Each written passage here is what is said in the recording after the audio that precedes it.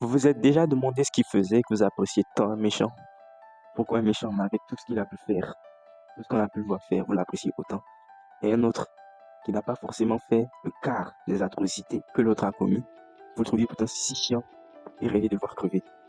C'est quoi la différence entre ces deux? Pourquoi il y en a certains qui nous font vibrer et d'autres qui sont tout simplement détestables? Moi aussi, je me suis posé la question.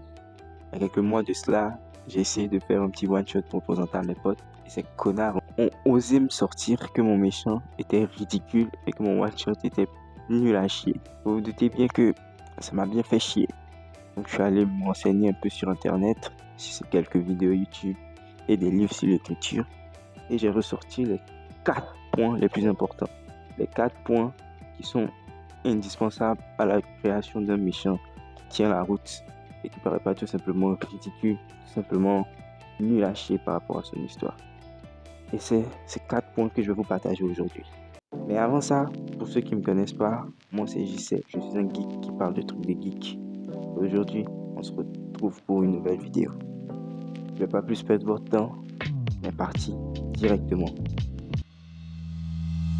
Représenter une menace.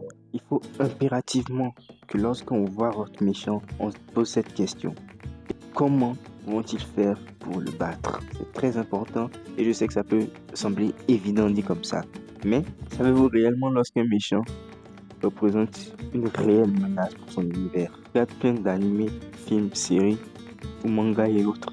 Et on sait quand on a peur d'un méchant, mais comment est-ce que cette information nous est réellement communiquée?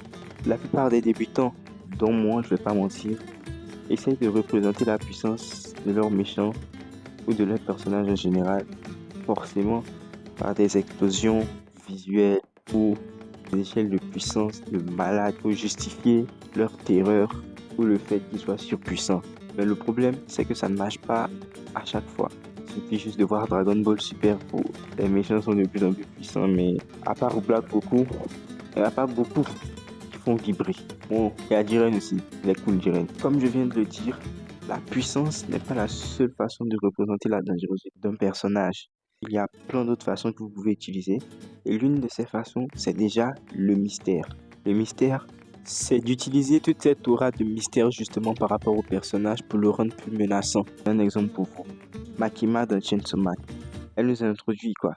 Dès le premier épisode au chapitre. Elle est toujours très passive dans l'histoire. On ne sait jamais vraiment à quoi elle pense ou ce qu'elle fait réellement. Et on ne sait pas dans quel camp elle se situe.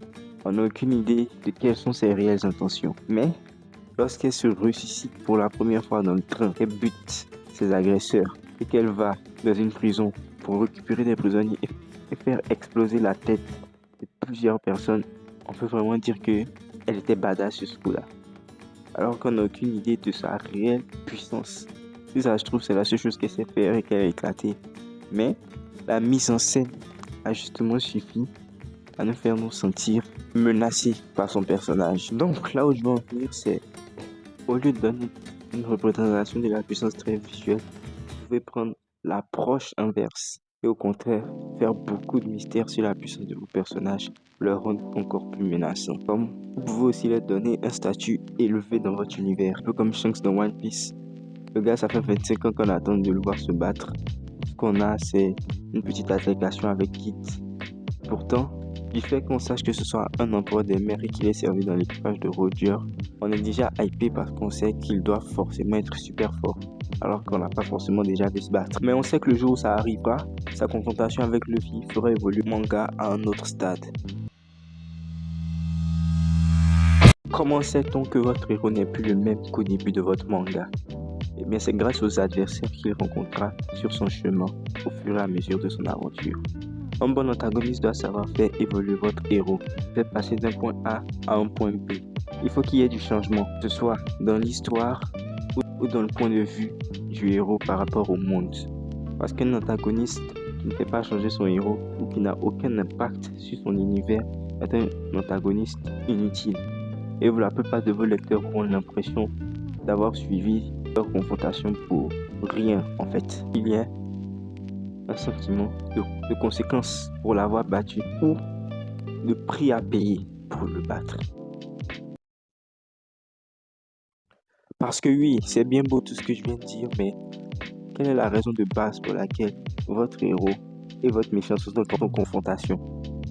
Qu'est-ce qui fait qu'ils se battent? Qui fait qu'on a envie de suivre leur affrontement jusqu'au bout? Il faut que vous donniez une bonne raison à votre méchant de faire ce qu'il fait. Il ne suffit pas forcément ses actes, mais que vos lecteurs puissent comprendre aisément en se disant « Ok, c'est pour ça qu'il est comme ça ». Et il y a plusieurs façons de faire ça. C'est d'en faire l'antithèse de votre héros et ou de votre manga. Qu'est-ce que je veux dire par là? Laissez-moi m'expliquer. Le premier cas, on part du principe que votre méchant est l'antithèse de votre héros. L'exemple, votre méchant et votre héros, tous les deux vu la nouvelle basket qui est sortie dans le magasin du coin. Les deux la veulent, mais votre héros, lui, il veut économiser et faire des petits boulots pour avoir les moyens de s'acheter sa paire, alors que le méchant, qui veut juste aller dans le magasin à minuit et voler la paire pour l'avoir. Dans ce cas précis, les deux personnages ont le même but, mais une façon différente d'y parvenir. Et c'est la meilleure façon de créer une confrontation. Par exemple, Goku et Vegeta. Les deux sont en quête de puissance, veulent tous les deux être les meilleurs dans leur domaine, c'est-à-dire la bagarre, mais ont une façon, ou du moins une approche différente chacun. Ils s'entraînent beaucoup tous les deux, ils n'ont pas peut-être les mêmes motivations. Goku, lui, s'entraîne pour protéger ses amis et sa famille, alors que Vegeta, lui, le fait juste par orgueil ou pour être meilleur que Goku. Et au final, il finit par ne jamais être meilleur que Goku. Revenons-en à la deuxième façon de faire une antithèse, d'en faire l'antithèse de votre histoire. Je m'explique aussi. Pour faire de votre méchant l'antithèse de votre histoire, il y a une façon très simple de faire. Prenons d'abord le thème principal de votre histoire. Disons que c'est la guerre. Vous écrivez une histoire sur la guerre. Il faut que votre héros trouve que la guerre c'est mal et que c'est quelque chose d'abominable, mais que votre méchant, lui, il la trouve bien et qu'il ait des raisons de la trouver bien.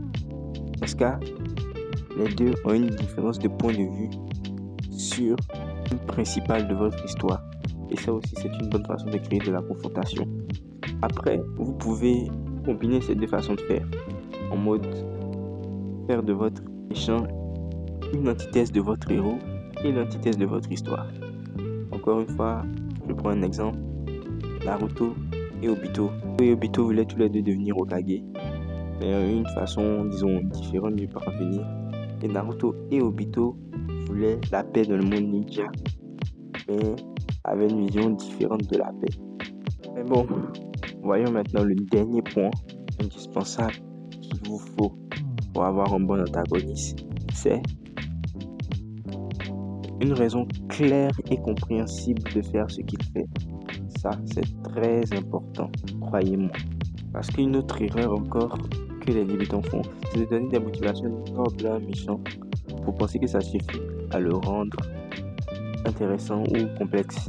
Si votre méchant a des motivations nobles, il faut qu'il ait des raisons d'avoir ces motivations nobles. Aussi bien que s'il était méchant pour être méchant. Que vous vous rendez pas compte, c'est qu'en fait, des méchants avec des motivations nobles, c'est devenu monnaie courante de nos jours. La plupart des histoires ont ce genre de méchants et des purs méchants, genre malveillants. On en a plus depuis très longtemps. Le dernier en date, c'est Sukuna, je crois. Mais je sais que d'ici à ce qu'on ait son flashback, ce sera plus le cas. Ils vont sans doute essayer de lui donner une raison à tous ses actes et à pourquoi il est devenu comme ça. Si l'objectif de votre méchant est noble, vous devez expliquer pourquoi. Et si c'est aussi un gros bâtard, vous devez expliquer pourquoi c'est un gros bâtard. Dans tous les cas, donnez une raison à votre méchant de faire ce qu'il fait. C'est pourquoi il fait ce qu'il fait. On peut soit le détester, justement parce qu'on n'est pas d'accord avec ses raisons, ou l'adorer encore plus, justement parce qu'on est d'accord avec ses raisons. Donc c'est très important pour que votre public puisse avoir envie de suivre ce que votre méchant fait, en confrontation avec votre personnage principal. Et c'est tout, logiquement, ce que vous avez besoin pour créer un méchant qui tient la route.